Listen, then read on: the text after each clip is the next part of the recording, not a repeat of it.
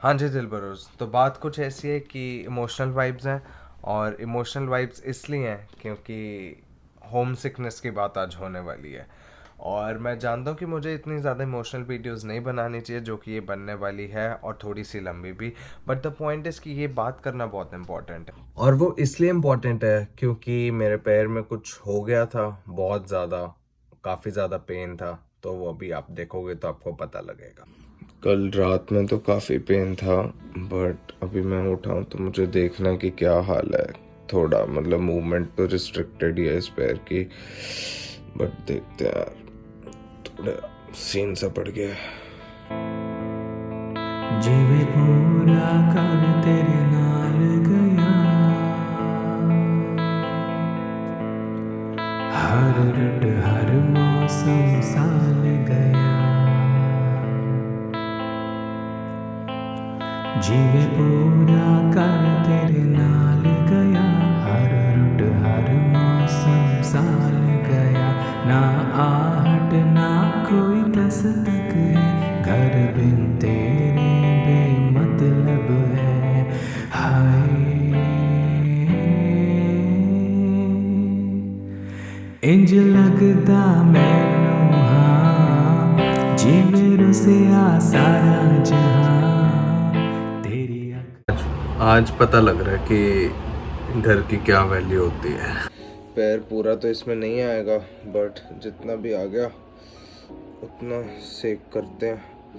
बहुत गर्म पानी डाल दिया थोड़ा सा।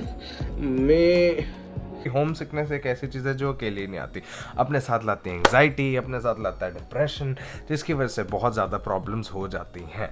तो इस बारे में हम खुल के बात करेंगे। और सबसे पहली चीज़ जो मैं आपको ये बताना चाहता हूँ, होम सिकनेस जो स्टार्ट होती है वो स्टार्ट कहाँ से होती है? वो बेसिकली स्टार्ट तो तभी हो जाती है ना जब आप अपना घर छोड़ के निकलते हो एयरपोर्ट से। तो मैं आपको अपने एयरपोर्ट के एक्सपीरियंस से शेयर करता हूँ। तो सीन कुछ ऐसा था कि जब मैं पहली बार कनाडा के लिए आ रहा था, मैं पहली बार इसलिए बोल रहा हूँ क्योंकि मैं 2 बार आ चुका हूँ। एक बार ही मैं छुट्टियों में गया था 21 डेज के लिए, और फिर मैं मतलब वापस आता। तो सेकंड टाइम की बात अभी करते हैं, फर्स्ट टाइम की सबसे पहले बात करते हैं। तो बात है कि फर्स्ट टाइम में तो मुझे कुछ इतना फील हुआ नहीं था ऑनेस्टली। तो क्योंकि क्या होता है कि फर्स्ट टाइम में तो आपके पास 100 काम होते हैं यार।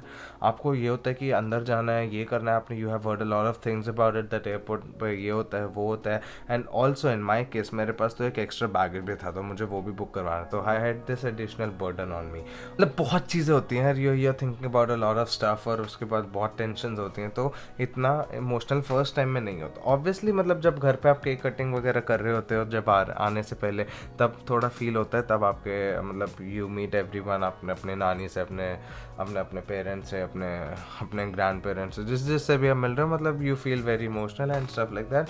बट वो उस टाइम के लिए निकल जाता है, और उसके बाद आपके पास बहुत चीज़ें होती हैं सोचने के लिए। और एयरपोर्ट पे मेरे साथ तो ऐसा था कि फर्स्ट टाइम में बहुत सारे लोग मुझे छोड़ने आते हैं, फादर की साइड से, मदर की साइड से। तो मतलब बहुत अच्छा फील हुआ था, ऑलवेज बीन वेरी पैम्पर्ड। तो उसकी वजह से लगेज बुक करवाने के बाद मुझे फील हुआ कि हाँ, अब मैं जाने वाला हूँ। तो तब मेरी एक सेकंड के लिए सांस रुकी, और मैंने बाहर देखा, मेरे जो मतलब सब आए थे ड्रॉप करने, मतलब सब खड़े हुए थे, सब सब इमोशनल थे। और फिर मुझे लगा कि या तो इस टाइम पे मैं भी थोड़ा सा इनको देख के रो लूँ, या मैं हंस दूँ। मेरे पास दो ही ऑप्शन थे। तो मैंने ये सोचा कि अगर रो दूंगा तो शायद इनकी स्ट्रेंथ कम ना हो जाए। तो मैं उस टाइम पे रोया नहीं। मेरे पास जो मेरा बैग पैक था मैंने साइड पे रखा, और वहीं एयरपोर्ट पे खड़े होकर मैंने 2-4 ऐसे स्टेप कर दिए भंगड़े के। और वो लोग हंस पड़े, और मैंने बस बाय बोली, और मैं मुड़ा, और मैं रो गया। तो ये सीन था फर्स्ट टाइम का। मैं मतलब 2-4 मिनट रोया, फिर मेरे को आगे जाना था इमिग्रेशन पे। 100 काम और रहते थे। अभी डर लग रहा था कि जाने देंगे नहीं जाने देंगे, क्योंकि 100 तरीके की कहानी सुनी होती है। तो बस फिर ये सीन था। उसके बाद यहाँ पर आकर तो 2-3 मंथ्स आपको कुछ नहीं पता लगता कि क्या हो रहा है क्या नहीं हो रहा। तो इट वॉज लाइक आपके पास इतने काम है। और आते ही मेरे साथ तो दूसरे मंथ में इसको $900 वाला स्कैम हो गया था, जिसकी वीडियो मैंने बनाई, नहीं देखी तो देख लो एक बार जाके। तो फिर वो स्कैम हो गया। ये मतलब बहुत सारे काम हो गए, जॉब्स के लिए हो गए, यूनिवर्सिटी के असाइनमेंट्स हो गए, एजुकेशन सिस्टम समझने में हो गया, रोड समझने में हो गया, बहुत चीज़ें हो गई। तो आप 2-3 मंथ्स तो आपको कुछ पता नहीं लगता। 2-3 मंथ्स के बाद तो भैया जो आपको यहाँ पर वो फील होती है लोनलीनेस, उसकी तो मैं आपको मतलब, मेरा तो कैसे होता है जो कहते हैं कि कान को हाथ लग गया, वो जेन्युइनली लग जाता है। क्योंकि इतनी बार तो आपको इतना अकेला अकेला फील हो जाता है, क्योंकि सब होता है यार आपके पास। आपकी आप अगर कुछ भी, जैसे अगर आप नॉनवेज खाते हैं, आपकी प्लेट पे चिकन भी होगा, आपकी प्लेट पे पनीर भी होगा, आपके पास गुलाब जामुन भी होगा, आपके पास सब होगा खाने को, आइसक्रीम भी होगी, तो और बड़ी टेबल होगी। प्रॉब्लम ये होगी कि उस बड़ी टेबल पे कोई साथ में बैठ के खाने वाला नहीं होगा। तो वो वाली जो फीलिंग है ना, वो दिल को धक्का देती है, वो दिल को ख़त्म करती है। तो वो बहुत ज़्यादा होती है यहाँ पे। और झूठ कहेंगे वो लोग जो आपको कहेंगे कि हमें तो होम सिकनेस फील नहीं होती, हम तो इमोशनल नहीं है। ऐसा हो ही नहीं सकता, हर इंसान इमोशनल है।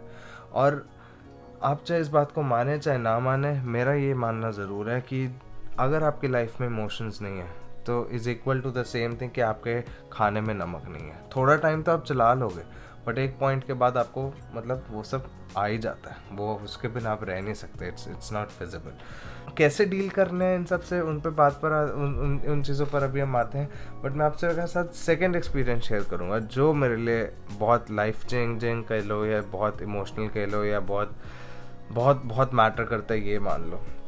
सेकेंड टाइम में क्या हुआ, जब मैं इंडिया गया 20 डेज़ के लिए, उसके बाद मैं वापस आया, तो अब की बार ना मुझे पता था कि कनाडा जाके क्या होने वाला है। अब मुझे पता था यहाँ पे जो मुझे वार्मथ जो मैं फील कर रहा हूँ, जो मैं यहाँ पर अपनापन महसूस कर रहा हूँ, जो मैं यहाँ पे इमोशनल कनेक्ट बना पा रहा हूँ, जो मैं यहाँ पे अपने फ्रेंड्स को मिल पा रहा हूँ, जो मैं यहाँ पे मतलब हर चीज़ कर पा रहा हूँ, वो मैं वहाँ जाके नहीं होगी। मतलब बैठे बैठे ना खाना मिलेगा, ना सफाई होगी, सब कुछ खुद करना पड़ेगा। तो मुझे पता था अब की बार क्या होने वाला है। फर्स्ट टाइम में तो आपको कुछ नहीं पता होता, और जब सेकंड टाइम में ऐसा होता है ना, तो दिल बैठने को हो जाता है। तो मैं अभी एयरपोर्ट पे चल ही रहा हूँ, अभी हम जस्ट पहुँचे ही हैं, और मेरा दिल धीरे धीरे बैठता जा रहा है, और मेरे को ना डर लगना स्टार्ट हो गया।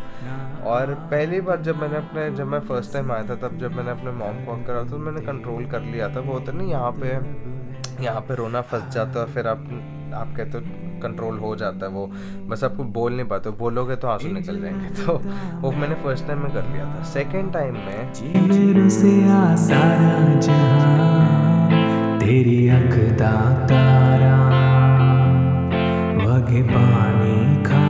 सेकेंड टाइम में जब मैंने अपने मम्मा को हक करा, या अपने सिस्टर को करा, अपने फादर को करा, और अपने फादर की आंख में मैंने आंसू देखे, क्योंकि ये होता ना, मतलब आपके फादर को तो आप हमेशा ऐसे देखते हो ना कि ये यार ये आदमी थोड़ी रोएगा, ये तो मतलब पिलर है, स्ट्रांग है। बट जब आपके फादर के आंख में आंसू आ जाए ना, तो आपको लगता है कि कुछ मतलब हो रहा है, कुछ बड़ा, मतलब कुछ क्रेजी हो रहा है। तो उस मोमेंट में कल्ला होया मेरे लगते जिगर आज चलिया। कल्ला होया मेरे लगते जिगर आज चलिया। कल्ला होया मंदा मंजर तू चलिया। जब मैंने अपनी मॉम मतलब सबको हक करा, फिर बस मैं चला गया। और उस टाइम पे मैं मेरे से कंट्रोल नहीं हुआ था। और उस टाइम पे मेरे को याद है मेरी एयरपोर्ट पे हालत क्या हुई थी। और उस टाइम पे तो पैंडमिक भी था, तो सिर्फ फैमिली मेम्बर्स ही आए थे और कोई नहीं आया था। तो आई स्टिल रिमेंबर कि that was the hardest goodbye ever. और सेकेंड टाइम मेरे लिए बहुत मुश्किल था, like it was very tough. Like कहने की बात ये है, तो second time was very tough. और कहूँगा कि ये जो इमोशंस है ना, इसको वीकनेस मत बनने देना। इमोशनल तो यहाँ पर आप फील करोगे आके, इसमें कोई डाउट नहीं है। अगर मतलब नहीं कर रहे तो शायद मुझे दिक्कत है। आप मतलब कैसे जी रहे हो, मतलब मेरे को सिखा देना कैसे जीते हैं। बट मैं जीना नहीं चाहता वैसे, बट बस जानना चाहता हूँ। बट बिना इमोशंस के तो मुश्किल हो जाता है देखो जीना। और बस इन इमोशंस को ना अपनी वीकनेस मत बनने दो, इनको अपनी स्ट्रेंथ बनाओ। क्योंकि क्या होगा कि ये जो जितने इमोशंस है ना, ये आपको ना देखो दो चीज़ें, या तो आप वीक बन जाओ इन इमोशंस को लेकर, कहो हाय हाय हाय कोई काम नहीं हो पा रहा, वो क्या करूँ, ये हो गया वो हो गया। या फिर इन इमोशंस को अपनी स्ट्रेंथ बना लो कि यार कुछ भी हो जाए ना लाइफ में, इनको अपने साथ लेकर चलना है। और इनको ऐसी स्ट्रेंथ बनाओ कि चाहे कुछ मर्जी हो जाए, अभी मैं यहाँ पे कुछ करूँगा, फिर अपने पेरेंट्स को बुलाऊँगा, फिर अपने रिलेटिव्स को बुलाऊँगा, फिर इनको बुलाऊँगा, उनको बुलाऊँगा, मतलब बहुत सब कुछ कर ना ऐसे मतलब सब कुछ अच्छे से कर दूँगा।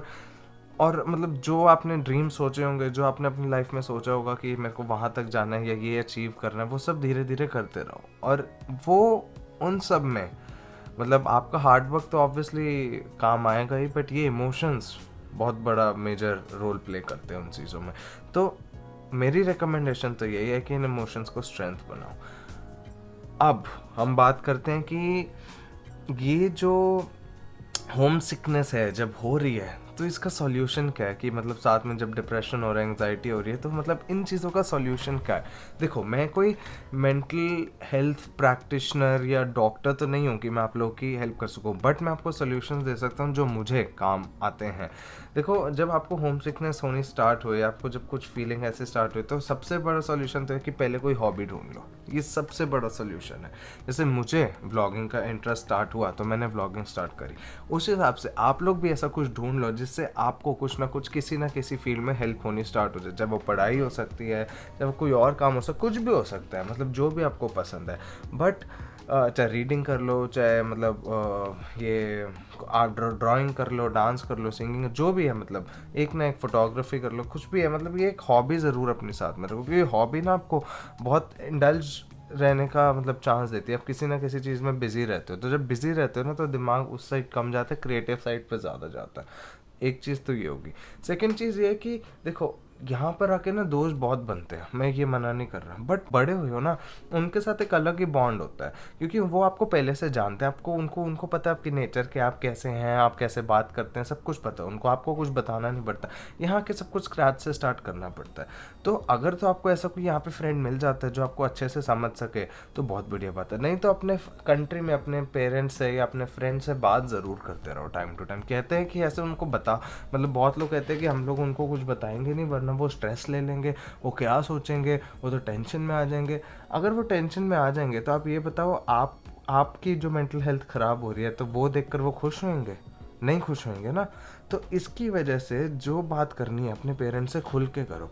जब, क्योंकि अब इस टाइम पर ना पेरेंट्स आपके लिए सिर्फ पेरेंट्स नहीं है, वो आपके दोस्त बन चुके हैं इस टाइम पे, जब आप घर से बाहर निकल चुके, क्योंकि वो है जो हर चीज़ समझते हैं। वो दूर बैठे भी समझ रहे हैं कि इसने खाना खाया, हमारे बेटे ने खाना खाया या नहीं खाया, हमारा बेटा दर्द में है या नहीं है। जैसे अभी मैं पेन में हूँ, जैसे पेन मुझे बहुत हो रहा था, तो मेरी मम्मा को शक्ल देखते ही पता लग गया। Same goes for all the mother's in the world. वो शक्ल देखते ही बता देते हैं मेरा बेटा है, मेरी बेटी के साथ आज ऐसा कुछ है। तो एज अ बड़ा भाई मान लो, या एज अ छोटा भाई मान लो, एज अ फ्रेंड मान लो, या जिसको अगर मेरे पे क्रश है तो एज अ क्रश मान लो।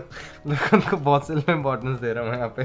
तो कुछ भी मान के मेरी एक चीज़ को मानो कि अपने पेरेंट्स के साथ खुल जाओ, ओपन अप हो जाना, कि वो बहुत बड़ी स्ट्रेंथ मिलेगी आपको उस चीज़ से। तो मेरे मायने में ये 2 इम्पॉर्टेंट चीज़ें हैं जो आपको ओवरकम कर सकती हैं होम सिकनेस में। और देखो, ऐसी चीज़ें, जो आपकी बीमारी है ना वही आपका क्योर है। सोच के देखो कि घर की याद आ रही है तो घर की याद ठीक कैसे होगी, जब घर वालों से बात करोगे। तो समझ रहे हो, तो ये चीज़ है।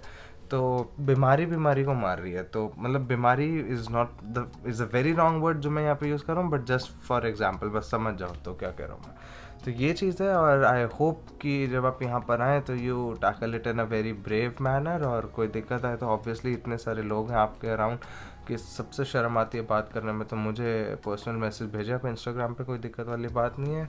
आपकी फैमिली का तो रोल नहीं मैं प्ले कर पाऊँगा, बट जितना मेरे से हो सकेगा उतना हम बात करेंगे। अगर वैंकूवर में हो तो मिल भी लेंगे, कोई टेंशन वाली बात नहीं, आप मुझे कॉफ़ी पिला देना। तो ये चीज़ है, and thank you so much. और whenever you come to Canada, just make sure कि you have a very wonderful stay, and अपनी मतलब एंग्जाइटी डिप्रेशन से दूर रहो। और होम सिकनेस हो तो बहुत अच्छी बात है, ये जो इमोशंस है ना आपकी लाइफ को रंगीन बना देंगे, they will add colours to your life. वरना तो ज़िंदा होने और ज़िंदगी जीने में बहुत फ़र्क है। तो ज़िंदगी जीना इन इमोशंस के साथ ये बहुत इंपॉर्टेंट है, क्योंकि एंड में यही चीज़ें काम आती हैं। सच बता रहा हूँ, ये पैसा वैसा सब रह जाता है, रिश्ते बहुत काम आते हैं। मैं बहुत इमोशनल हूँ, तो आपको लग रहा होगा कि ये क्या फालतू की बात है। फालतू की बात नहीं है, आप यहाँ आएंगे आप रियलाइज़ करेंगे इस चीज़ को कि इमोशंस कितना बड़ा पार्ट प्ले करते हैं आपका in your stay in Canada, not even in Canada, whenever you are away from your home. So and I hope that your parents and your family and your siblings and whosoever you're close to have a very long and healthy and happy life, and you too. And जब यहाँ पर आओ तो enjoy करो, chill करो, और home sickness हो तो ज़रा हमसे बात कर लो, वरना घर पे बात कर लो, वरना हॉबी चला लो, and you will do very good. Be brave, be strong. I will see in the next vlog. Thank you so much for being with me. Thank you so much for watching this vlog. और मैं आपको मिलता हूं next vlog. जिवे पूरा कर तेरे नाल गया, हर रट